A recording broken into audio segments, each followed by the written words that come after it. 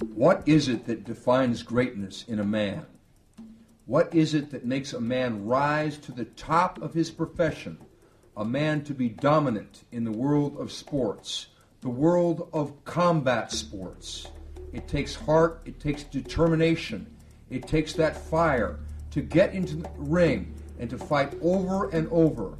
Very few achieve that greatness. But this man here, Ramon Diamond Dekker, has achieved that and more. A veteran of over 197 fights, Dekker has fought all over the world and achieved a position very few fighters have achieved. He has done it by raging against his opponents, by devastating his opponents, by using his punching, by using his heart, by using his absolute sportsmanship. Ramon Dekkers has proven time and time again why he is among the greatest legends in the history of the martial arts. I'm here. My name is Stephen Quadros. I am the Fight Professor.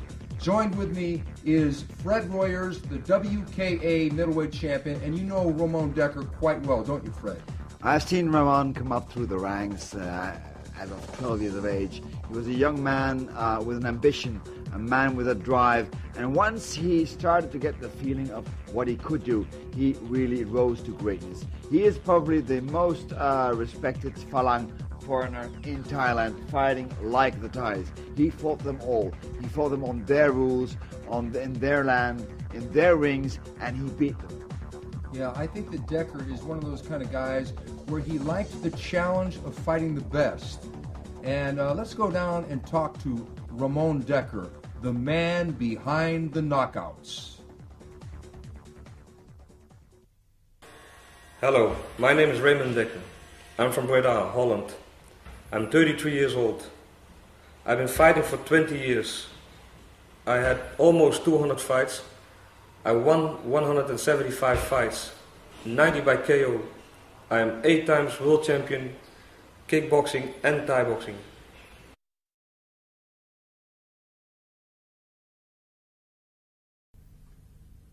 Ramon Dekkers, I followed your career from the beginning. Could you tell when you were getting involved in the martial arts? That's about 15 years ago. When were you born? 1969. 1969. At which date? 4 September.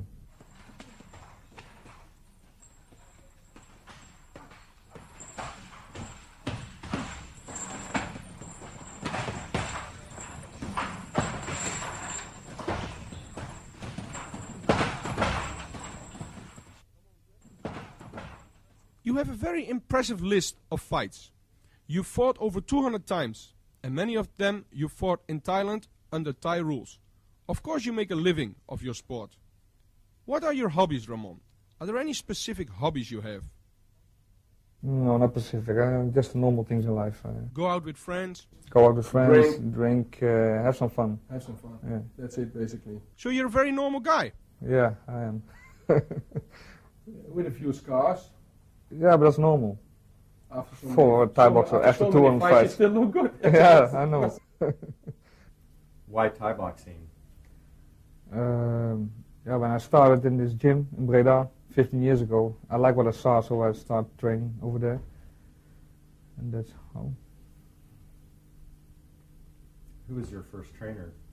Cor Hammers, and he's still my trainer at this moment. Did you have other trainers? No, he was the first one, and I didn't have any other trainers. So. How did you train before a fight? I watched videos of my opponents, and then when I saw the videos, I started training. How do you motivate yourself before your fights? Yeah, that's very difficult sometimes, but yeah, you want to be the best, and you want to win that fight, so that's how I motivate myself. Any superstitions? No, I'm not so superstitious. Maybe my opponents are, but no, I'm not. What was your best fight? Yeah, I think my best fight was against Koban, when I knocked him out in the first round in Bangkok, Thailand. Oh yes, it was definitely the best moment for Dekker. Dekker at his finest. He got Koban in trouble, and Fred, he went for that finish. Well, Koban was never knocked out before, and this was a huge surprise for the Thais. And look at the punching power of Ramon Dekkers. That has always been his greatest asset. Incredible punching power, his high kicks, his leg kicks, but he never stopped punching until Koban went down. Koban come back again, it's counted 8, but then again Koban comes forward right into his doom. Yeah, right into his doom indeed, because Ramon jumps in with an elbow there, and it was that left hook that ended matters right away. It was Ramon's finest hour, his own admission, a huge victory in Thailand against the champion, Koban. Look at the total stupefaction on the faces of the Thais. They cannot believe what has happened.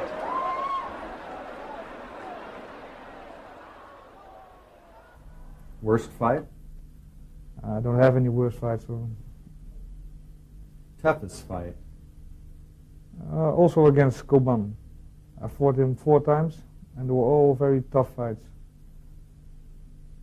What was your most beautiful fight? When I won the world title against Nampong in Amsterdam.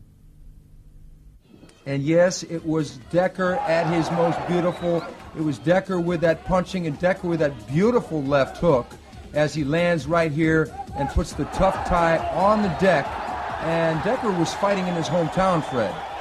He was fighting in his hometown, well, in Amsterdam, but at the same time the Thai television had insisted to broadcast this fight live to Bangkok, to Thailand. There were Thai referees, there were Thai commercials, even in the corner post there are Thai commercials, as you can see, because everybody believed that he would not succeed in beating this man, this Namphon.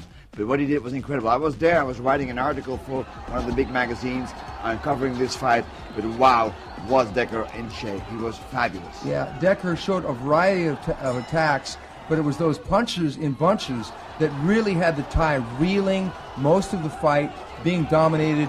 Much to the Thai's credit, he didn't get knocked out clean, but Dekker had a few surprises for him in the form of kicks to the face. And there he is, winning the title, being hugged by his trainer and mentor, Cor Hammers, the new world champion, Ramon Dekkers.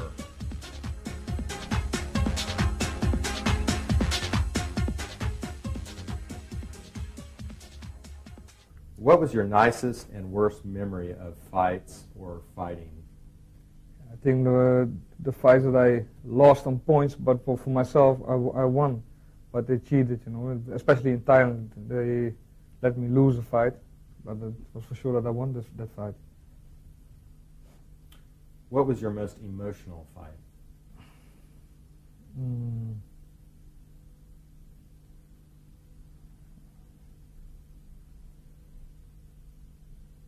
I don't know. Which championship was most important to you? My first world title fight. It was in France against a Thai, a #1 of Thailand. I won the fight on points. Yeah, it was a very tough fight also. So. How has the sport of Thai boxing changed during your career? I think it's more professional now. In the beginning, when I started 15 years ago, it was more, everybody fights everywhere. It was more smaller. The location was smaller, not so much money. Now everything is more organized. Bigger promoters, more people, more money. You have many fans. How do you feel about being an example for your sport? Yeah, that feels very good. That people appreciate what you're doing and looking up to you, and that I'm an example for them. You fought your way to the top, then injuries set in and set you back for a time before you eventually came back to the top. Tell us about your injuries, training, endurance, everything that put you back on top. Mm-hmm. It was a very tough time then, because I had 6 operations in 2 years. Because my ankle was very, I don't know exactly what happened with my ankle, but after 200 fights almost, my ankle was finished. And it was tough after 2 months in the hospital. Yeah, training for 3 months. very tough at that time. So, but in 2 years' time, I get back to the same level. And as soon as Dekker was well, he was back in the gym, working like a madman, on the heavy bag, doing the repetition necessary to develop his power, and also working many drills with partners. Dekker, being an astute student of the craft, knew how to work not only by himself, but also with that ever-important training partner. One thing you see is that Dekker is very controlled. He can fight like a devil. At the same time, he can always train in a very precise and astute way. He is really a scientist of the art. Absolutely. And one thing about Dekker is that it's the constant repetition of the technique, to develop the technique. He's not just some free-swinging wild man in there. He is a cold-blooded technician with the intention to terminate. This is with Cor Hammers, his trainer and stepfather, who is working the pass with him. And you can see the enormous power that Dekker already possessed at that time. I mean, this man was 63 kilograms, and he fights and punches and kicks like a heavyweight. It's really incredible the way he fights, the way he works. Yeah, I had a special schedule with my trainer, Cor Hammers. We train in a special way to get me back in the fighting, on the fighting level.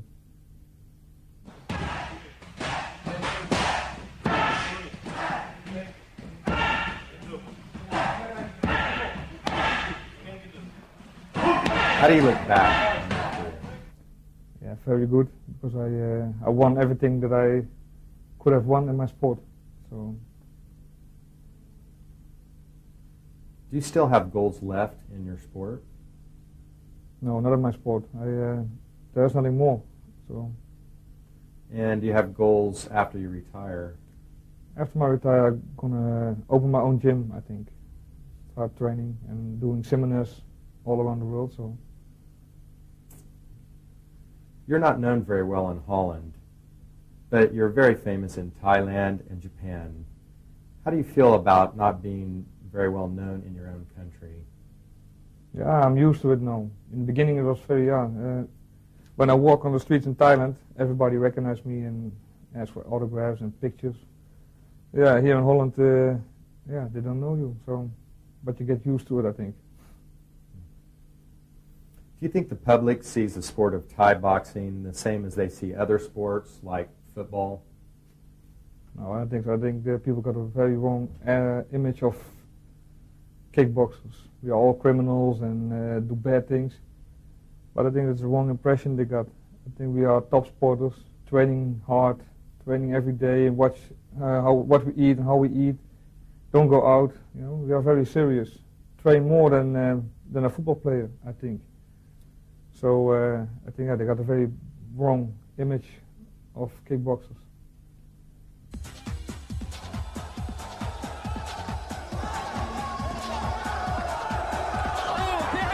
Terrible série des deux mains de Dekkers à la face de Joël César, qui aura un mal fou à se remettre de ça. Il titube et ça va être très difficile pour lui. Le voilà qui retourne à terre. Il l'avait dit Dekkers, c'était un accident contre Pebal, mon carreau. Je vais me refaire. The first time I fought Cesar was a very short fight. Yeah, what I remember is that he was constantly in the attack, you know? Yeah. And that I hit him a couple of times very good with some punches, but at the end of the first round, I hit him very good with a left hook, and he went down, and the referee stopped the fight. Joël César n'a pas récupéré du tout, je peux vous l'assurer. Il va venir prendre des risques et ça va être trop certainement. Quelle bagarre! Allez! César avait trouvé l'ouverture, mais il est retouché d'une droite. Il veut se battre immédiatement, c'est forcené, c'est fou ce que peut être la boxe thaï. On boxe depuis 1 minute à peine. Et on retrouve exactement l'ambiance que l'on a à Bangkok, au stade Lumpini. Et c'est fini. C'est fini, Joël César ne sera pas champion du monde. Dekkers garde son titre. On va peut-être discuter dans le coin de Joël César, mais Peut-on dire qu'il avait récupéré? On va revoir des images que Didier Froli va nous renvoyer. Certainement qu'il n'avait pas récupéré complètement, car il avait pris énormément de coups. Et pourtant, il avait trouvé des solutions de contre encore dans les dernières secondes. Un coup de pied de face.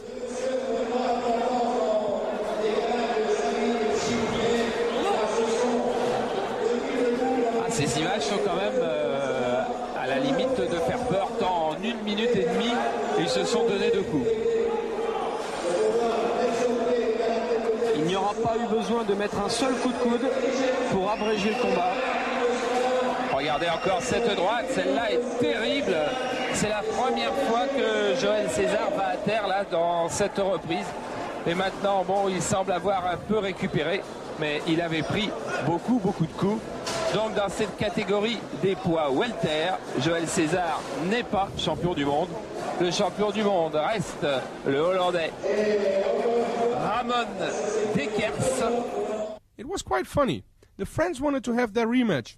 They wanted to have revenge. Yeah. One month later was it? I think it was 1 month later. I know we all went to Paris. You, me, and about 100 fans from Holland. The atmosphere was very special. Everybody came with orange caps, jackets. We had the year 1988, and Holland just won the European Championships in soccer. Before the fight, we show you running around Paris and the Eiffeltoren and Arc de Triomphe. I can remember the fans were more tension than you, Ramon. Everybody knew César trained as a madman before this rematch fight. And again, it was his hometown, Paris, France, where the fight took place. Did the victory in the first fight give you an extra impulse for your destructive performance? Yeah, also, but because they wanted to have the rematch, 1 month later I knew that it wasn't good, you know. It was better for César also if he trained longer and had some more fights between. Yeah. But he wanted everything too fast, so it happened. It was almost the same as the first fight.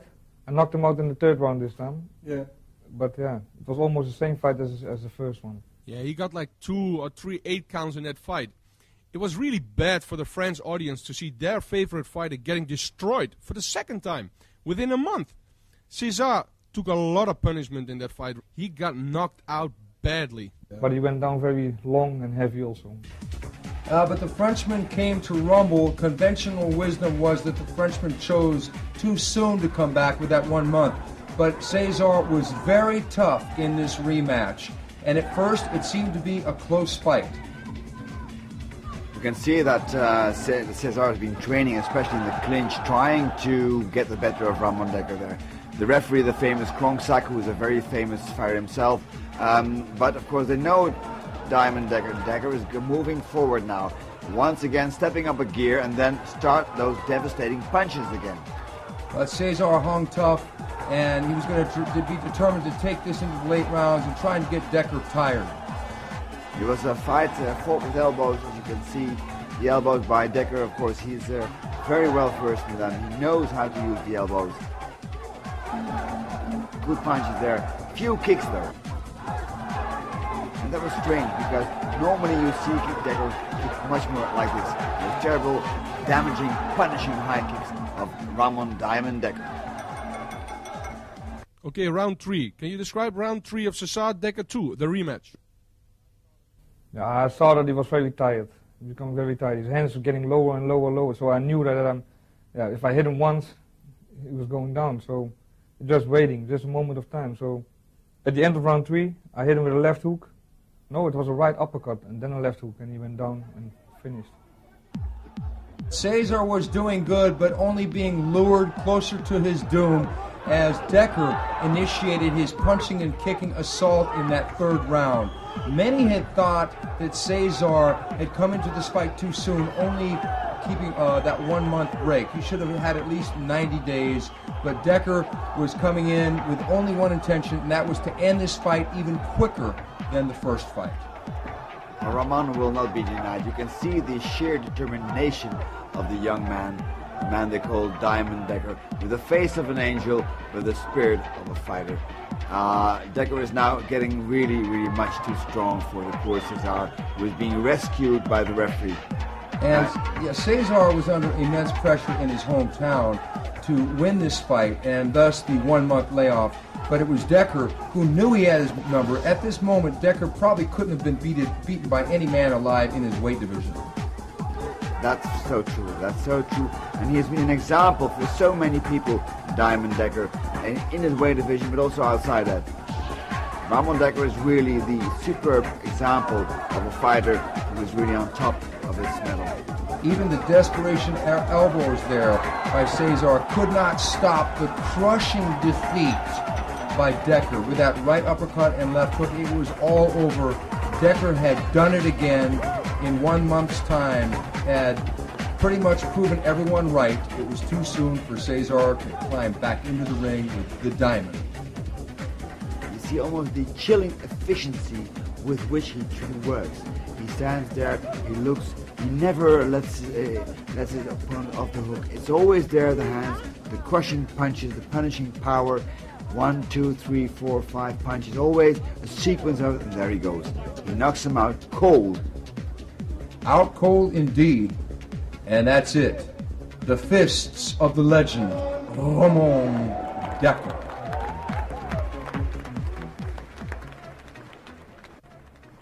I think it's one of your stronger weapons, your left hook. Left hook, yeah. My boxing, but my left hook is very famous. In the earlier part of your career, you fought another Frenchman called Richard Nam from France. Tell us what happened in that fight. The first time I fought Richard Nam, it was in France, and then I was a B-class fighter, and he was already European champion. Yeah, but I didn't know that. So when I saw him, I said, "Yeah, I will fight," because I didn't know him. I lost that fight on points, but it was a very heavy fight for him and for me. Mm-hmm. So the rematch was in Amsterdam, and then at that time I knocked him down in round 4 by a punch on his left hook and a punch on the body. Yeah, I witnessed that fight. He also had a lot of difficulties in handling your low kicks in that fight, Ramon. You kicked him so hard, even on his defense, that he could not continue that fight. So that was another illusion less for the French people. Your next opponent is Kevin Morris from Great Britain. Yes, there were 2 brothers. Yeah. Morris. I fought his brother also before this fight, and they were very good boxers. They're from England, so they're famous because of the boxing. But yeah, kickboxing is something different. And this was Ramon in his development stages, trial and error time, as we saw some flash from the man from Holland with a spinning hook kick. And we saw a lot of craziness. He was making his on-the-job training, trial and error, that would later forge one of the greatest fighters of all time. My kicks were very good, my high kicks and my low kicks. I think that's why the judges gave you the decision in that fight. My kicks make more points. Yeah. And Dekker had taken his kicking to the next level, as many people thought he was starting to kick just like a Thai. It was the power, it was the commitment. And with that power and commitment, sometimes came the injuries, because Dekker always trained with the intensity of a madman, throwing everything, including those kicks, with full power. Whenever he threw a kick, it was always full power. There was no holding back there. It was just like he was punching, always with the intention of knocking somebody out. Yeah, and there he is fighting just like a Thai, trapping the leg. And it was those kicks to the body, kicks to the leg, everything, that it was like swinging a baseball bat. Dekker was renowned not only for those devastating punches, but also those hammers below the waist, those shins of steel, of which he would occasionally set up with the punches and then blast the low kick occasionally. He was really becoming feared for that power. One of the reasons why he had so many injuries in his later years on his shins and on his ankles were because of these kicks. There was always full power behind them, and he didn't care if somebody blocked it. Of course, those kicks were so fast, usually they could not be blocked. But when they were blocked, then of course the injuries were usually quite grave. But that did not deter Ramon Dekkers. He kicked anyway. Yeah, and what he did was he would actually try to kick through his opponent. And the opponent's legs definitely fell prey to that. He would crack guys open time after time again. And the people, when they got with the name Ramon Dekkers, they started to shiver, thinking that they had to go in the ring with this demonstration of destruction. Then there is this other English opponent by the name of Kevin Morris, who takes you on. What happened in that fight? Yeah, he was very afraid, running around, and I gave him some good punches, but after that he started running and he didn't want to fight anymore, so he quit. It had gotten to the point where Dekkers' opponents were so afraid of him that they fought merely to survive. But this presented a new problem for Ramon. Rather than to try and shoot it out with his opponent in the middle of the ring, he had to drive them to the corner and to finish them off with his punches and kicks. Ramon Dekkers was, of course, one of the most superbly prepared fighters ever, a man who never let go. He was always very dedicated in training, always strong, always powerful, always with lots of stamina. He needed that because the people were so afraid of him now, his fighters, his opponents, they ran away.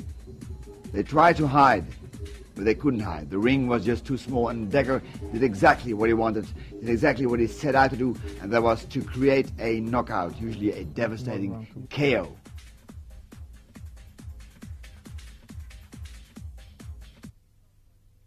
You start fighting in the Netherlands at some big events, promoted by me, Cor Hemmers and Tom Haring. One of the first A-class fights you fought was against a guy named Michel Ubergen from Chacariki in Holland. What do you remember of that fight? That fighter was, he was a very quick guy, very tall, and he makes a lot of points, but not strong, His kicks and his punches were not so strong. So I don't remember which one, but he said that he got a knee in his cross, but it wasn't, but he was afraid. Wasn't much of a challenge for you in fighting that fight? No, not at all. Then your real-world famous breakthrough came against your opponent Nampon from Thailand. That time he was a reigning world champion from the Lumpini boxing stadium, who is the highest ranked in Thailand. Some promoters in the Netherlands promoted that fight live to Thailand. It was the first time the Dutch audience saw big-name world-class fighters all fighting in one event. I think your fight against Nampon was the fight of the night. Nampon tried to survive for 5 rounds. This was the first time you fought a Thai champion, a real big-named fighter from Asia. How did you go into that fight, Ramon? Yeah, I know him. I saw some videotapes of him when he fought in Bangkok, and I was really impressed because he was a very good fighter. And he was world champion and champion from Thailand in that weight. So that's one of the most important belts for me, that IMF World Champion belt. That's the International Muay Thai Federation. You almost knocked him out. I think it was a left hook. Yeah, again. You got an 8 count. Yeah. He got 2 times 8 counts, I think. No, he got twice an 8 count. You kicked him in the face, you punched him in the head, kicked and punched him on his liver. But he was very strong, very tough, He didn't go down so. Yes, there was no respect from you at all fighting the Thai champion. You just said to me that he was from Thailand and that the title was very important for you. Yeah, I really wanted to win that fight. I really wanted to show them that a guy from Holland can be even strong or stronger than one of them, one of the Thai. It is quite unique in that weight class. Nobody did that before. You were the first fighter to accomplish this. Straight after that fight, you fight against Cherry Vanek, a new Thai champion. There is a story before this fight, and I'm the one who knows the story. The Thais wanted to have their revenge, and they put their new Thai champion to fight you, the Thai Cherry Vanek. You said to me before that fight, and I remember this very well, you saw a fight of boxing champion Sugar Ray Leonard a couple of weeks before your fighting. And in that fight, you noticed a nice boxing combination from Sugar Ray. Did the combination work? Very quickly boxing combination, really fast. And I wanted to try it on Cherry, and it worked out very well. It worked out very well because after the fight, I said to you, Ramon, what were you doing? He said that was exactly the combination I saw from Sugar Ray. Unbelievable. The Thai champion was knocked out badly, Ramon. He couldn't even stand up himself. No, I have to help him. So just as soon as Ramon was developing that attitude of kicking like a Thai, he introduced the Thais to the punches of Western boxing with that devastating knockout over Cherry. Dekker had done it again, done it his way, done it with that left hook at the tail end of a punishing combination over the legend himself, and the hometown crowd roared its appreciation. People were suspecting he was now a kicker, but then he proved once again he was very much a puncher as well. The Thais had not seen these kind of punches before. They were used to the knees, they were used to the elbows, they were used to the high kicks. But it was with that ice-cold-blooded efficiency that he set up those punches that he had so well schooled under the tutelage of Cor Hemmers and devastated the Thai champion with that final hook uppercut.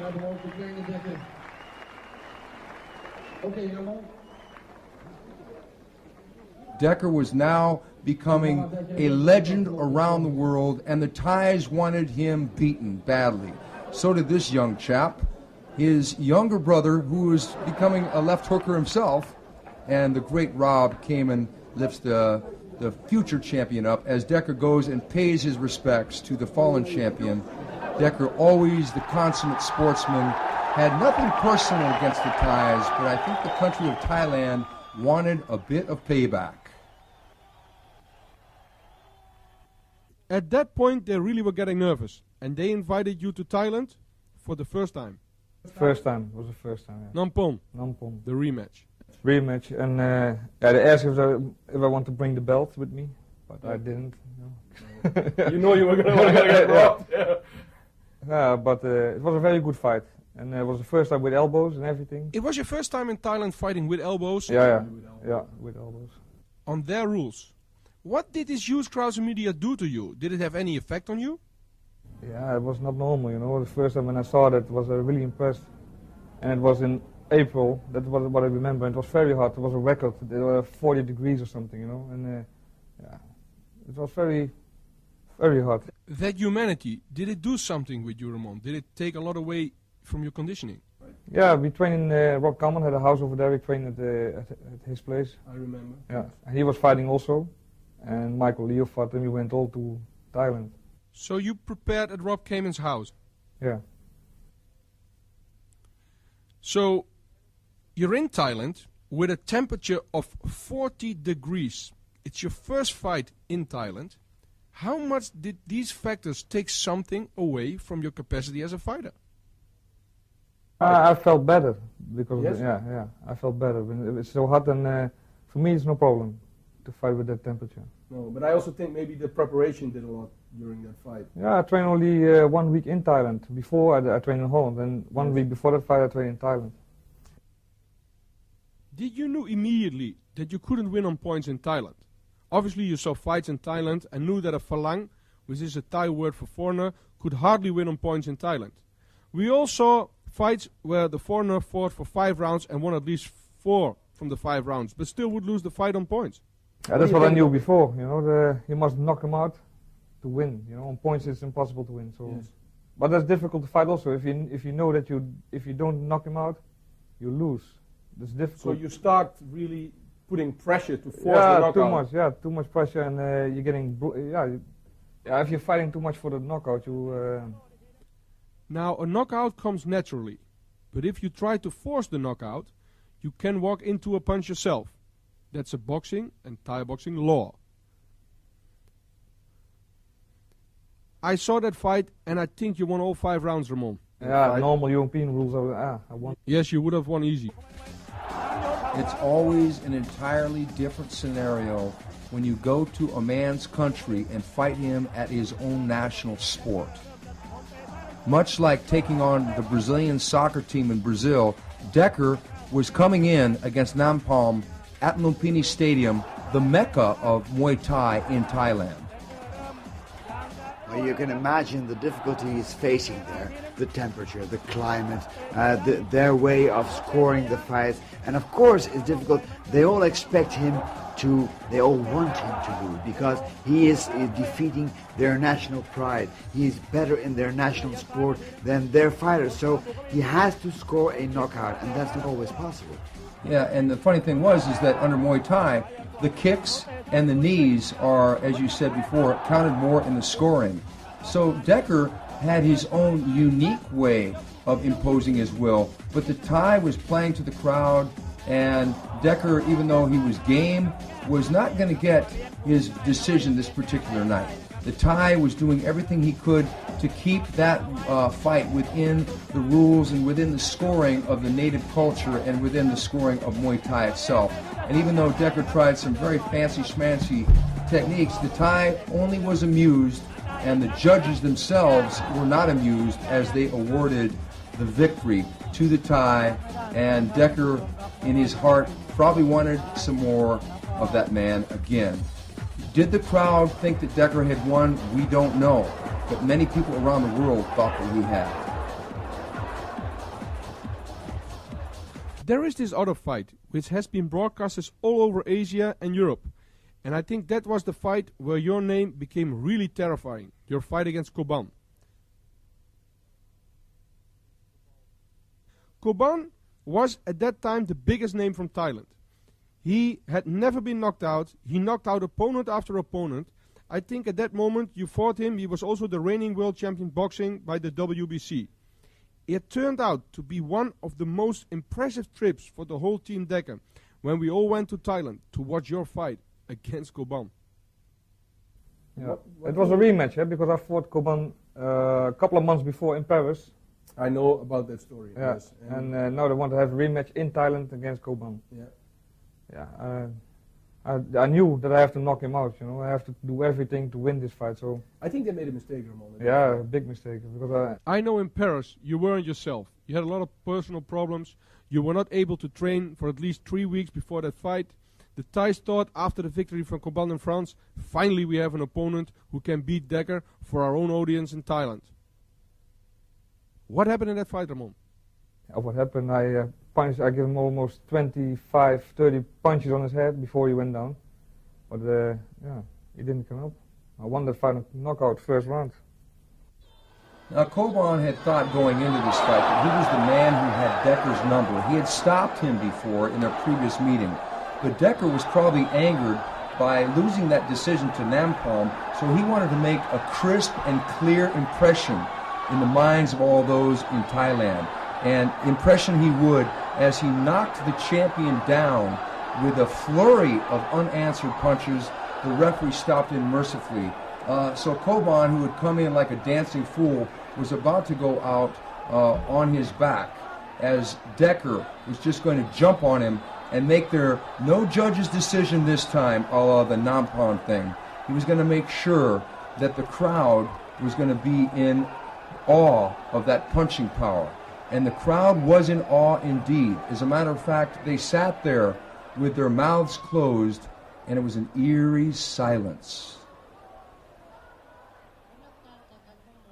It was the biggest victory in your career. What a surprise.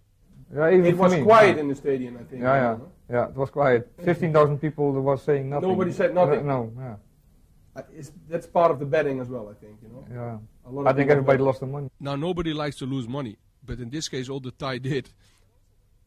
What also was crazy is that the doctor and the referee jumped into the ring and tried to get Koban on his feet. Yeah, he was gone. He was. You hit him with the right elbow as well? Yeah, also. At that point, you became a big star in Asia. And not only Asia, as the fight was broadcasted on Screen Sport in Europe and watched by millions. Everybody knew now who Ramon Dekkers was. Did you find it more difficult or easier with the status of a star to fight your new opponents? No, not at all. I think it's going to be difficult. I knew it's going to be more difficult for me because they're going to prepare new guys for me. They're going to train many. There are so many Thai fighters in that weight category. So, yeah. After that fight with Koban, they asked me if I want to stay for a month. So my whole family came over. And that was one of the things your stepfather, trainer, Kohan said. arranged that we won't go home, but let everybody come over to Thailand Then we stay here and I fight one more fight. And that was against Sang Chung Noi, the deadly kisser. They called him the deadly kisser because sometimes he kissed his opponents before knocking them out. Was there a lot of kissing in that fight, Ramon? Yeah, I give him one kiss in round 4. I looked at that fight and you won at least 4 from the 5 rounds. Yeah. Now the Thai people got totally frustrated and disappointed that they could not find a Thai opponent who could really beat you. Yeah. The frustration can be described as a soccer match like Holland versus Germany, where Holland lost in 1974 the World Championships. Against Germany. Against Germany. Yeah. Yeah, can you compare it like that? Yeah, it's the same, I think. Yeah.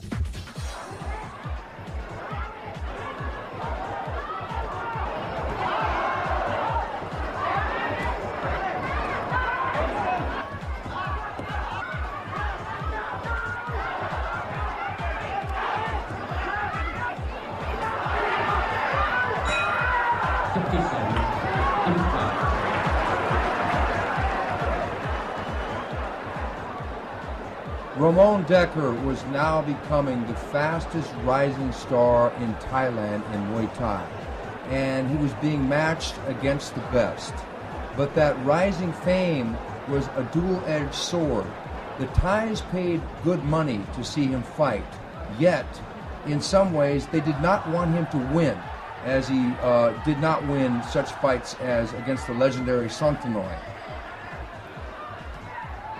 Dekkers would try to play the game as well as he could, try and be tactical, try and fight like a Thai, try and use the point system in his head, and it was very hard for him to win on points in Thailand at that time. Well, time and time again, he met this problem, trying to do his thing, trying to beat the Thais at their own game. But of course, they had become very fans of him as well. It became so difficult for him to train there that people came and watched the way he was training. People were sitting down and writing down the things he and his trainer were doing there in Thailand. So we had the very strange situation that the Thais were learning to train the way that Dekkers was training. And some of the Thais who had suffered defeats at the hand of Dekkers had sent a message to other Thais to follow, including Sangtanoi, that if you fought aggressive against this young man from Holland, that you might end up, as Koban did, flat on the deck.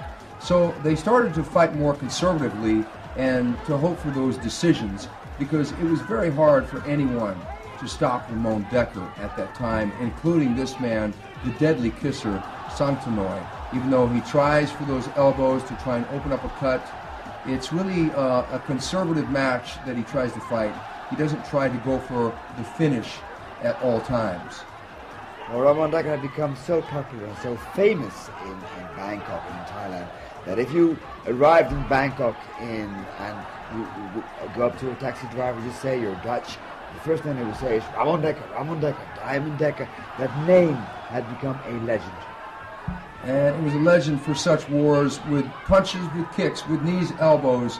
And even though he would cut the Thai, he would seemingly win the fight, and he would initiate his own attack, fight at will. The benefit of the doubt was always given to the hometown boy, and it had to be frustrating on one half, but on the other hand, Dekkers just liked to fight, and he liked the adulation he was getting from the fans. The people on the street were just absolutely enamored with this blonde-headed European. Well, you can see here that he's really dictating the pace of the fight. He's cutting Sangtanoi, and even though he is so much stronger, he is dictating the fight, they still made him lose the fight. And it was sometimes frustrating, but on the other hand, he knew that if he didn't knock him out, he would lose the fight.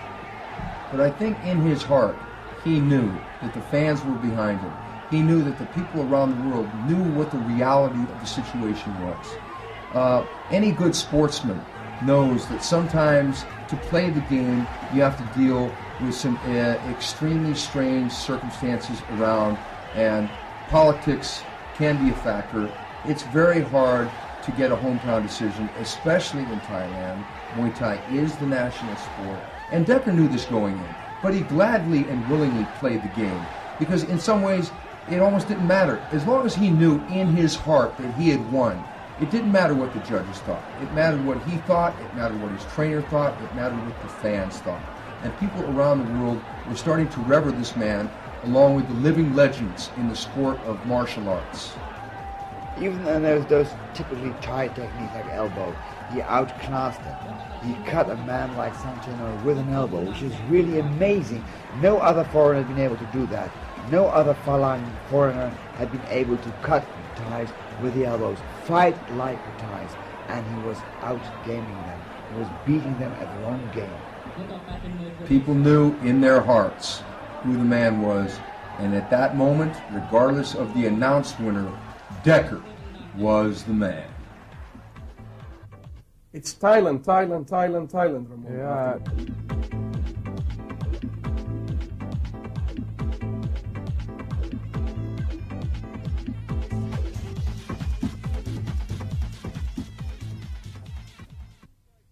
A new Thai champion is created. One of the newest champions goes by the name of Sak Mong Ko. You fought him twice, I think. What happened in that fight, Ramon? I fought him only once. You fought him once? Only once, yeah. It was in Thailand? In Bangkok. And I heard that he had 6 different trainers before my fight. 6 different trainers trained him, especially for me. Yeah, to knock me out, but that never happened, you know. You were still standing at the end of round 5. Yeah, again. I think it was a bloody fight as well. Yeah, I got an elbow in round 4, I think. But he received some elbows as well and lost a lot of blood. It was one of the most bloodiest fights I ever saw. How did you experience these fights in Thailand? Fighting with elbows, the newest Thai champion #1 again on their list. Did you find them getting stronger? Did you find more difficulties in fighting that many different new Thai champions? The fight is starting to fight different, you know. In the beginning it was only kicking, but now they're starting to being more complete. Yeah, starting more boxing, elbows, kicking. And, even they're going to make punches to the body, liver punches. They look a lot of videos from me, from my fights, so they try to imitate me. So you changed the fighting style in Thailand? Yeah, I think so, yeah. Well, one thing became clear, that was that Ramon, as the years went by, he became more and more susceptible to cuts. Of course, fighting in a very difficult martial art like Muay Thai, where you can use hard contact like the elbows and the knees, you get cut in fights. That's, of course, almost unavoidable. And all the wear and tear, the scar tissue that he had developed during these fights, and made it more and more difficult for him to defend against these kind of blows.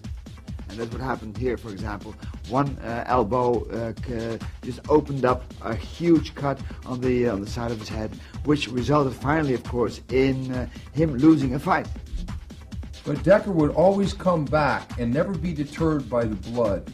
He would always come back to try and end the fight, but it was difficult at that moment because they would get into the clinches, they would tie him up, play the game with him, and go for those quick cuts, and he would come out and go for the knockout. But it was becoming more and more as if the Thais were starting to figure Dekker's style out a little bit and use their own techniques, using that elbow, which was a weapon that he really didn't get to fight with too much while he fought in Europe.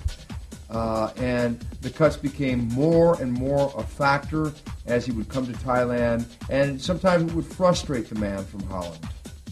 But in that frustration, it only led for him to be that much more determined to not only re-establish himself in the hearts of Thailand, but also in the hearts of the fans around the world with that punching and kicking style that had made him famous throughout the universe of fighting. He had become so famous in Thailand that people started really to study his videos, study his fights.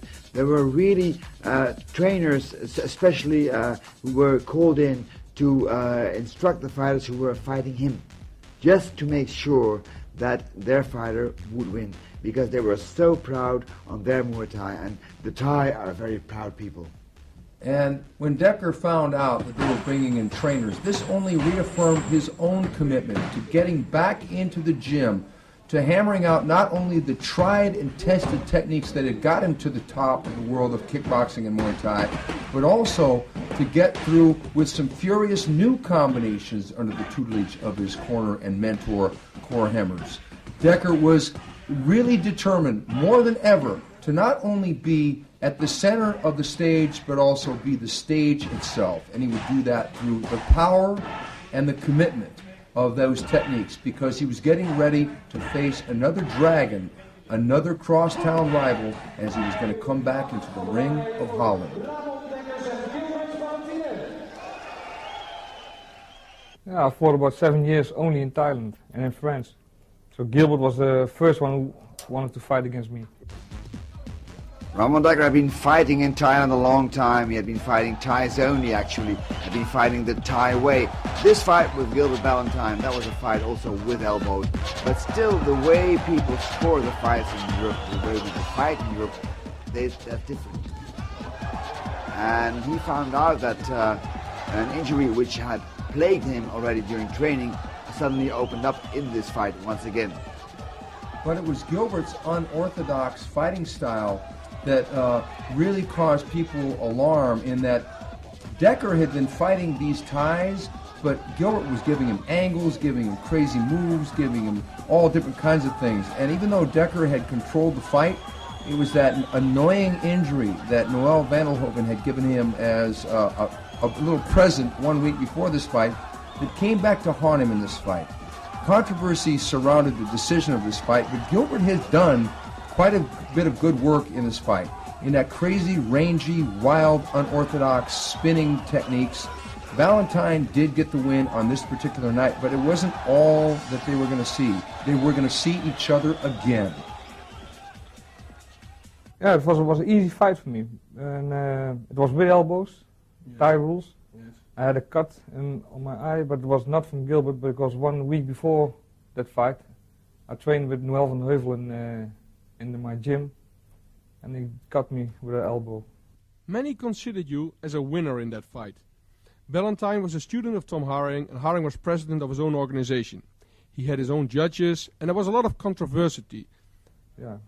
Many people speculate that the first 3 rounds of the fight you gave Gilbert enough problems, especially with your elbows. Yeah, if you see, I fight really like a Thai in that fight. You know, I only kicks, not so many punches, but only kicks to his body. Yeah, that was the way I fought the last 7 years in Thailand.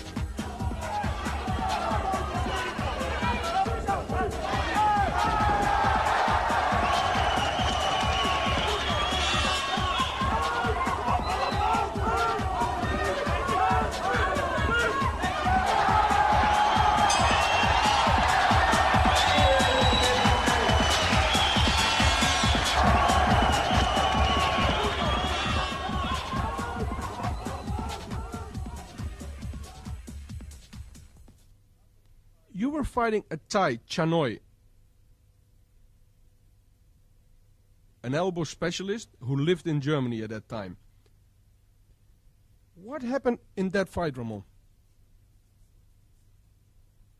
Chanoi was a very difficult opponent. He is very, I don't know. Technical, very good. Yeah. He's very good with elbows, because in the 3rd round and 4th round he hit me with an elbow, and I got a very big cut from him. So the cut on the forehead is from Chanoi? It's from Chanoi. It's from Chanoi. That is quite a souvenir Chanoi gave you in that fight. What happened after that 3rd round? Could you continue fighting with that cut? Yeah, I knew that maybe the referee is going to stop this fight, so I have to, I start with low kicks, but it was too late. After 2 rounds, he couldn't walk anymore, but the end of the fight. Yeah, his leg was totally bruised, and you still continue fighting with the cut. I think your cornerman, Cor Hemmers, did a hell of a job in that fight.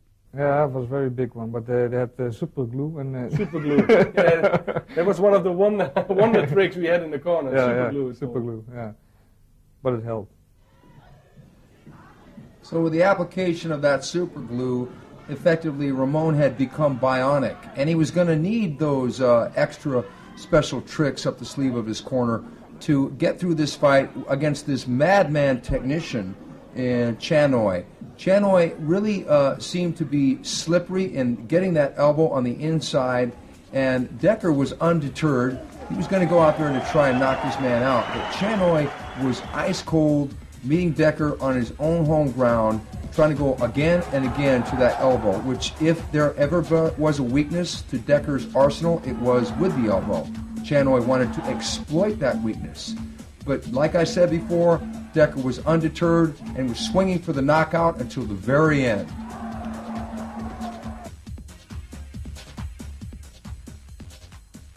After that fight, the next adventure, and you could describe it as an adventure, it could be said that this whole thing could be like a highlight story by itself. Your fight against Horono, an American Thai fighter. He had some Negro blood. His father was a Negro, American from the Navy. Now, it was the king's birthday. I remember they picked us up at the hotel at 4 o'clock in the afternoon. They picked us up in a small bus. The air conditioning was broken and it was extremely hot that day. We sat in the bus with 9 people. Orlando Wheat, Rob Kamen, you, me, Cor, Liufat, just to name a few. We drove about 3 hours through the middle of Bangkok.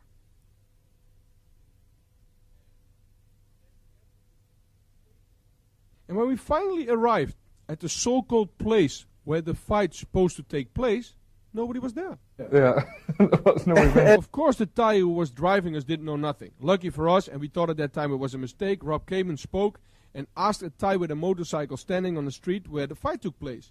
His answer shocked us. He said we were at the wrong stadium. So they drove us for another 2 hours. But now, of course, we knew it was on purpose. With 9 people in a small bus, with no air conditioning and a temperature outside of 40 degrees. Now we had to cross this lake. Do you remember this? Yeah, I remember that. Yeah, sure. You remember me crawling out of the window and saying that we're all going to drown? I think that it is these type of stories which makes it worth to live the life we did. Yeah, after it's funny, you know, you can laugh, but before that it's not normal. Before it takes you way out of your concentration. Yeah, sure, because when we arrived there, I came out of the bus, I must tape in and did some warming up. And then you had to sit in the ring on your knees for at least an hour after that 5-hour drive in a small van with no air conditioning. Yeah. It was the king's birthday with a live audience record of over 100,000 people, and broadcasting was done live in Thailand and throughout the whole of Asia. It turned out to be a very good fight with an even matchup. Did you study it especially for Horono? I saw some fights from Horono on tape, and I knew that he had some very good elbows, so yeah. I have to watch out for them, because I had enough scars, so yeah. You didn't need another one? No. And Ramon was not one to avoid a tough challenge. Where his last opponent had been more of a technician, Arona was just a windmill of flurry and activity that could match Dekker almost power for power. Whereas Ramon would start to build up a lead early on, it was Arona that would come raging back with his own elbows, and it was that left elbow that was a deciding factor. And this was possibly one of Dekker's greatest fights, because in some ways, even though they were throwing everything in the kitchen sink, including this Terminator by the name of Arona, Dekker was now bringing out the very best in his opponents from Thailand. You can see the frenzy with which Arona is attacking. He's an incredibly strong fighter, and he knows that if he would be able to beat Dekker, everlasting glory would be his. Once again, the left elbow of Arona is trying to hit those weak scar tissues on the face of the Dutchman. But look how clever Dekker is defending himself. But he has a tough time. He has a real tough time with this motivated Thai, with this terrible fighting machine by the name of Arona. And this fight went back and forth. It had so many turns and twists. They were trading with the kicks to the face.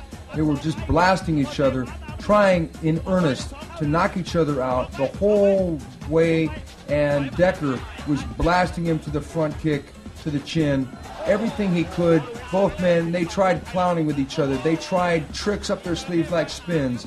It was really an affair where there was a lot of pride at stake, a lot of ego at stake, and with all the respect they had for each other, they were trying to get the victory and to ride on that name on their resume. A victory over one or the other was going to be a solid thing. Dekker had his hands full that night in Thailand, but so did Arona. No other foreigner had ever been able to put such an impressive mark on their sport in Muay Thai as Ramon Dekkers. But in this fight, you could see the best coming out of both. You see the cut with Rono, you see the cut with Ramon Dekkers, and both won it so badly. This definitely was one of the best fights on many people's list of top fights ever in Muay Thai. Now, how did you feel going over there with so many Dutch fans, really knowing that you beat your opponent on points, but lost to a judge decision all the times? Or do you think, oh well, I have the tape and everybody can see I won clearly? Yeah, that's but it's bad for your motivation, you know, because before the next time you think, yeah, if I don't knock him out, I lost this game already, you know. Mm-hmm. So it's difficult. Next fight against Deschamps, you knocked him out. No more point decisions. Yeah, I think so, yeah. More aggression and pressure fighting in Holland? Yeah, especially if you fight against a Thai in your own country, then you think, yeah, now, yeah, I can lose now, you know. I think that fight was in Rotterdam against Deschamps, yeah. the Thai fight. Yeah, I hit him very hard on his body, on the liver. Liver punch? Liver punch, second round. You couldn't stand up? No. Yeah, she faced Ramon Dekkers in Holland, and he was incredibly hard to beat. In front of the hometown crowd, he always seemed so dominant. And the Thai was clowning around, trying to win the points as far as the showmanship. But with Dekker fighting him in Rotterdam, Holland, it was going to need more than that. It was going to be more of a punch-kick situation, of which Dekker was the master at that night, with a devastating body punch. Once again, it shows the versatility of Ramon Dekkers, because the Thai has his defense very tucked up high, tucked up behind his guard, and all of a sudden that devastating liver punch comes in, and that hurts so bad. Once again, a KO victory for Ramon Dekkers.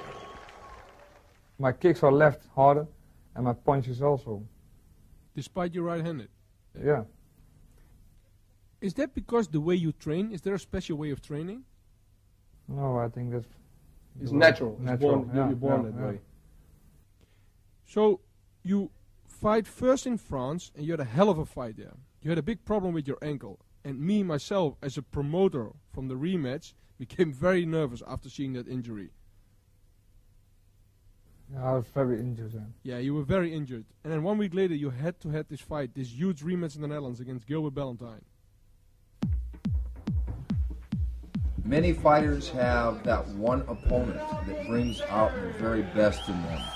In this case, Ramon had the crosstown rivalry with Gilbert Ballantyne.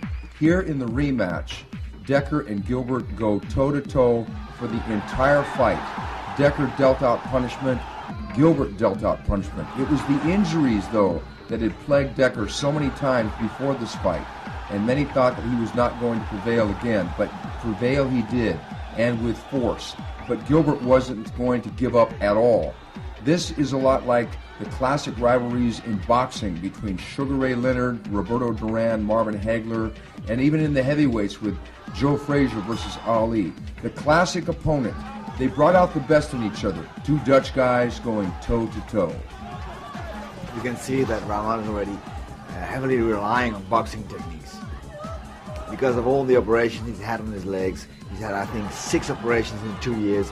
He just actually couldn't really kick with his right leg. He had to do it all with the left one, but still punching and kicking and going strong in this fight with Gilbert Ballantyne. Look at the way they eye each other. These two guys, they're just amazing. It's interesting because both these guys on paper have similar styles because they're both punchers. They both like to throw the wild kicks. But when you see the fight in its entirety, you realize that even though they are punchers, they punch entirely different. Ballantyne is in some ways more of a brawler, more of a street fighter, where Dekker is the... Now look here. Ballantyne really tried to snatch this fight away from Dekker, but it was Dekker's heart which eclipsed his injuries. It was that big heart indeed, plus the years of training that he had had. that forged an iron will that even though he was only kicking with that left leg, the pain he was feeling in the right leg did not deter him from taking this win against his crosstown rivalry, Gilbert Ballantyne. We shouldn't forget that Ballantyne was a great, great champion in his own right, a formidable fighter, and to be able to, even at this stage of his career, to wage a war with Gilbert Ballantyne is really an amazing feat. And I think that there was no bad blood after a while. There may have been at the initial time when they met, the first and even before the second fight, but after a war like this, where these two warriors go toe-to-toe, head-to-head, they gain that mutual respect for one another as Dekker notches the win and gets his revenge against the man from Chakariki, Gilbert Ballantyne.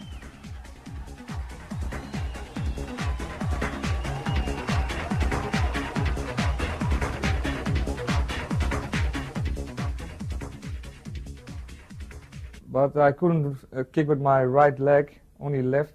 My right hand was injured, so yeah, So I just 50% that's in the ring. So there was a half Dekker fighting. Half Dekker against fighting Gilbert. 100% Ballantyne.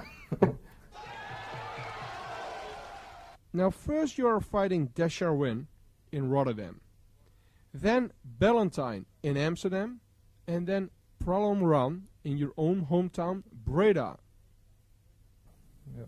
I promoted that fight with Cor Hemmers, and we wanted to give you a fight in your own hometown in Breda against a good Thai fighter. Did those circumstances stimulate you in that fight? Yeah, sure. It's better to fight in your own country or in your own place, you know, Breda. Yeah. Yeah, all the people who come and watch, yeah, you want to give them a special show, you know, and do your best more than normal, I think. Because you were very aggressive at that fight. Yeah, and, yeah. You know, the Thai just. But didn't I was too aggressive, so the first round and the second round it didn't work, you know. I was too hungry. You wanted to knock him out. Yeah, but the knockout came Naturally. Naturally in round 4. Round three, I Three, think it yeah. was. And Dekker's visits to Thailand became less frequent, but nonetheless, the Thais sometimes would go to him and seek him out in his home turf. And this created sort of a thing where he had to rise up and figure out a way to win. Well, of course, the wear and tear on Ramon was becoming more and more clear. Hundreds of fights, years of wars, that takes a toll. But still, every time, once again, it was again Ramon Dekkers who was fighting for his life, fighting for his fans, fighting for his career, because he did not want to give up. He did not want to stop a career that was going so strong, even though he had all these injuries, all these operations. And actually, he was, at this stage of his career already, sort of a handicapped fighter, a man who could actually only kick with one leg. If his surgeon, who had operated on him so many times, would have known that he was still fighting, that he was still using the leg sometimes, for example, what we just saw right now, the right leg, he should not do that. And it was an interesting thing because Dekker fought in some ways not only for himself, for the honor of his legacy, but he fought for the fans. He felt a huge obligation to keep the fans happy because it was the fans, after all, that had led him through such an illustrious career, had paid his bills for him, had paid him the great purses he'd made in his so many fights. So he did feel that obligation, and he felt the obligation to those who had supported him, and he was going to support them by continuing in this miraculous career with win after win, with another crushing, devastating knockout over another very tough Thai fighter. You can see the way he fights. He never gives up. And when he goes once again for a total knockout, a devastating knockout, and a finishing blow. We are now in the year 1989. It is very quiet around the person Ramon Dekkers after almost fighting 190 fights. What happened, Ramon? I had an injury on my ankle. I had an infection in Thailand, and something with my bone structure. It's because of all the kicking in 200 fights almost. And then the infection, I got it in Thailand, so they almost have to amputate my right leg. So after that, when I recovered, I was afraid for fighting again, you know, because I don't want to lose my leg. Especially to kick with that. Yeah, also. So when came the decision that you wanted to start fighting again? I love fighting, you know, and it's getting better with my legs. So I start training, getting better. Yeah. So then I start fighting again. One of the first fights after that injury is against a Moroccan named Hassan Khazroui, who made a big name by knocking out some popular Thais. You took that fight and it was very exciting to watch. Every round was exciting. Yeah, but because he's a very difficult guy, Hassan Khazroui. Because he came from Taekwondo. He had some very strange kicks, you know, and movements. So something new for me because I fought all the Thais and everything. And then suddenly against Hassan, you fought totally different. I think it were your boxing skills that dominated that fight. Yeah, I was stronger than him, you know, but yeah, my boxing skills were better, so I knocked him out. Yeah, you knocked him down quite a few times, but he showed a lot of heart in getting up every time. You won that fight. How did it feel to win after a long absence against a real upcoming talented fighter like Khazroui? Yeah, I feel good, especially after the injuries, you know. As Dekkers' career advanced, so did his weight, and he was forced to move up not one but two weight divisions. And there were many hungry young lions ready to try and notch a win over this master of the ring. One of these was Hassan Khazroui, a formidable fighter from Morocco who had wonderful leg techniques coming from a Taekwondo background. And he challenged the old master, but it turned out that it was a challenge that he could not really stand up to. It was youth versus experience, but Dekkers also had that power, and it was the power of the punches, the kicks, the knees, as he stalked the younger man later in the match, and he delivered the knockout once again with those huge punches, those devastating punches. And we can see that Dekkers is still using the right leg, the leg he shouldn't be kicking with. Already his stance is a southpaw stance, so he's forced to use his left leg because he sometimes forgets it. He is so used to using that lethal right kick. Once again, the master of disaster, Ramon Dekkers wins another fight. After that fight, they have to operate me again. I did six operations in 2 years on the same leg. Yeah. And even then my doctor said, yeah, it's over, you know, you can't fight anymore. But yeah, I got a fighting heart. I want to fight. Yeah. So At that point, you start changing and developing new techniques to be like more of a southpaw, and you train for other combinations as well? I changed my whole tactic, you know. I didn't kick with my right leg anymore, only with left. Even my punches were different now because I couldn't stand and walk and move on my feet like I'm used to.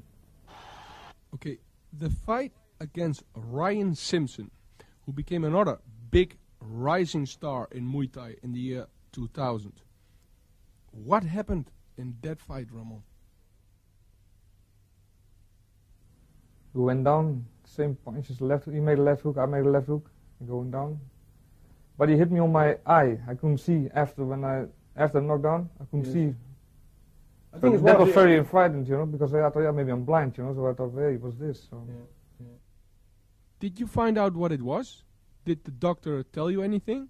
Yeah, and I went to the hospital and this something with something with the eye. They didn't know what exactly. No, yeah. It's very amazing. I only saw it once more in a boxing match. Very unique.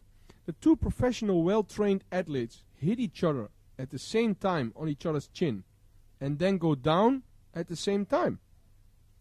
It's a classical incident. You do not see that like in a decade. Now Simpson made his name through you, and the fight was very well matched. And it was enjoyable to see that Dekkers was still there after your terrible injuries. Of course not the old Dekkers, because you could notice your different fighting style, and that you did not kick as much anymore. I didn't train them because before that fight, I think it was a month or 6 weeks that I came out of the hospital and was still recovering. Then another new opponent, a Moroccan fighter named Tarzati from Musa Gym, a good fighter who takes you on. Yeah, but it was a tournament. It was only 3 rounds, and normally I start after 3 rounds. You know, it was too short, and it was They gave the decision to Tarzati, although you were warming up. I think if it was 5 rounds, he would not survive it. Yeah. So you are not really a tournament fighter? If it is for 5 rounds, then I am. Then Gerald Mamadeus, a world champion full contact, who was starting Muay Thai as well. You knocked him out by leg kicks in round 3. I think it was leg kicks. What happened in that fight? In the beginning, with opponents like Mamadeus, who has the same fighting style like, for example, Kazrui, can be very dangerous. Did you train differently to fight Gerald Mamadeus? Yeah, for every fight I train technically. I watch the videos and I train different. But yeah, he had a big name, Mamadeus. He said he kicks very hard, but he's flexible, but not so strong. So you did not find him a strong kicker? No. I think it was in the beginning were low kicks. He could not take the low kicks, and that is a rule in Thai boxing. You start with low kicks, and then later follow to finish with punching techniques. Yeah, punching, and then I hit him on his head, and the referee stopped the fight. And even though Ramon had been forced to change his style to that of a different fighter, to kick mainly with his left kick and to use a different fighting stance, it was right around this time that he fought a very game Mamadeus, and it was right around this time that that new style started to really come into effect for Ramon. Like so many others, Mamadeus wanted to have this chance to fight against the greatest legend of modern Muay Thai. He wanted to have this chance. He's a great fighter himself, Gerald Mamadeus, but he was still outclassed in some ways. And Dekker, still, against orders from doctors and from most sane people, kept kicking with that right leg because some habits are hard to break. He tried that new style, and the new style was working, but it was that old, tried and true style that he had used so many times for years and years. And even though he was now stepping up in weight and fighting younger men, bigger men, he still always found a way, sometimes the old way, with the hard kicks and the hard punches to defeat the young lions coming up the ranks. Well, just imagine the pain he must have felt delivering every right kick. And the kick it comes so natural. It's just a movement which has been practicing for so many years. It's nothing you can stop automatically. Still he made it, still he did it, and still he fought his fight. Against a very game Gerald Mamadeus, a wonderful, great fighter himself, who couldn't take no more. Even the kicks that had these debilitating effects. His right kicks, his right low kicks, always powerful, still probably just as painful to himself as to his opponent. Once again, another KO victory for Ramon Dekkers. There's a lot of fighting in the Netherlands at that point, especially to promoter Mohamed Aitasu, who was promoting in the Netherlands and put on some great fights. Did you like fighting in the Netherlands again at that point? What I mean is there was not a 10-hour flying anymore to Thailand, but just a half-hour drive from your house to the fight. Yeah, also, but I like the flying, Like. It's not a problem. You like the flying. Yeah. You didn't like the infections in Thailand, but you like the flying. The flying, not the flies, but the flying. Now your next opponent, you have to fight against Jerry Morris in Holland. Was he a difficult fighter? Yeah, very difficult. He runs around. He don't attack, He don't want to fight. He was surviving in the ring, running for 5 rounds, and then, he didn't want to fight. And it was Morris's frustrating style, his defensive countering style, that gave Dekker fits. He didn't want to stand toe-to-toe with Dekker. He wanted to move around. He wanted to use his defense and pick his own shots. And it was mainly a boxing match. Nevertheless, we should not forget that Jerry Morris is a formidable fighter himself, although in this fight he did not fight the way he should have fought against Dekker. On the other hand, he did what Dekker hated. He moved around and scored points. After that fight with Morris, Kazrui challenged you for a rematch. Even though the injuries were starting to plague Ramon on a frequent basis outside the ring, he never brought those injuries inside the ring as excuses. He would always face fighters with full intent, even in rematches. Hassan Kazrui was one of these great fighters that had fought Ramon before and had lost to Ramon, but the press was not very positive after that fight. Well, this time Ramon Dekkers made sure there was absolutely no room for doubt. And no doubt indeed, because no excuses were left after this fight. He got the KO and moved on to his next bout. I won the fight by KO, around 2 or 3, I don't remember. But my condition was very bad because I didn't train at all. I came out of the hospital again. That's another operation, so... So you did not really prepare for that fight? No, I think I trained for only a week, maybe 2 weeks. That was all. You were too strong for him? Yeah, and his chin was not so strong. I hit him very hard on his chin, but... He went down? Yeah. It is amazing Khazroui was getting very popular, and even then, after your long absence of fighting, you still won the fight. Twice he lost now to you, and now you're fighting, all of a sudden, Sang Chenoy, a Thai fighter. Was there a reason to take that rematch? I think it was a satellite broadcast, I don't know. It was a satellite broadcast. Yeah. So then I fought Sang Chenoy again. I won the fight on points. More difficulties? After all the injuries, you could not use your weapons, like your hard kicking techniques? I didn't kick, so more boxing. And it was also a fight with elbows, so... You could fight with elbows? Yeah. As Ramon's career began to wind down, there were a few things that he wanted to do. Exact revenge against old foes that had gotten decisions against him. In this case, Sang Chenoy. And it was a matter of pride that he fought in front of the hometown crowd. And the Deadly Kisser thought he had won, but Dekker had other ideas in this match. It was a great thing to do for Ramon Dekkers in a fight that was broadcasted live to Thailand out of the stadium in Amsterdam. Great fight by Dekker, once again sharp, and you can see the way he's now using his left leg to his full possibilities to score points, to make sure that this time he would leave no room whatsoever to any doubt.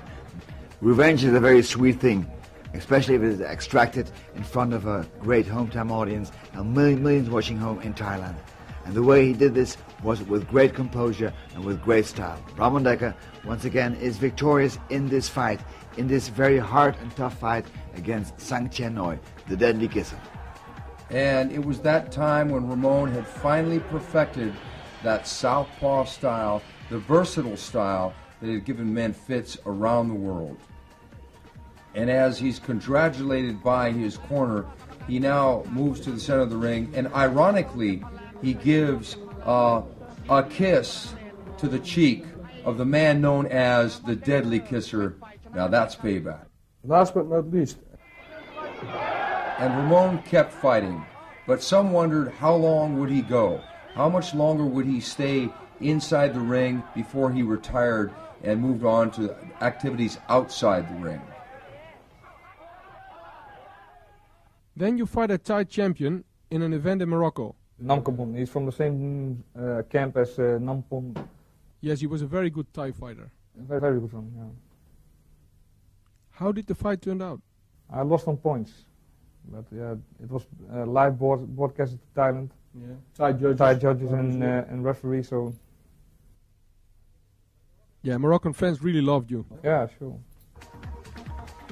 In some ways, Ramon Dekkers had reached a stage in his career in which winning or losing didn't really matter so much anymore. He had perfected the art of Muay Thai, using the elbows, the knees, the kicks, the punches, all exactly the way it should be used. And it was his defensive ability, along with his offense, that made him the complete package. If ever there was a fighter who epitomized from head to toe what you need to know about stand-up fighting in the ring against Thais, against Americans, against people from around the world, it was Ramon Dekkers, the great one, finally ending a great career. Is there a message you want to give to all your fans around the world, Ramon? Like, for example, to new, young, upcoming fighters? If they're watching the video, don't try this at home. It's very dangerous.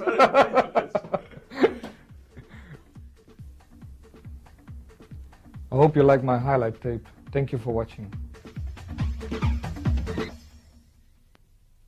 There's no doubt that Ramon Dekkers has etched a place in history as one of the greatest fighters of all time. I'm Stephen Quadros, I am the Fight Professor, and I've been very proud to have worked opposite my broadcast partner, Fred Royers. Fred, what about this Ramon Dekkers character? Well, Ramon is fabulous, fantastic, and I would like to thank him on behalf of all the Muay Thai community in Holland and all over the world for all the years of pleasure, of excitement, of fantastic experiences that he has given us.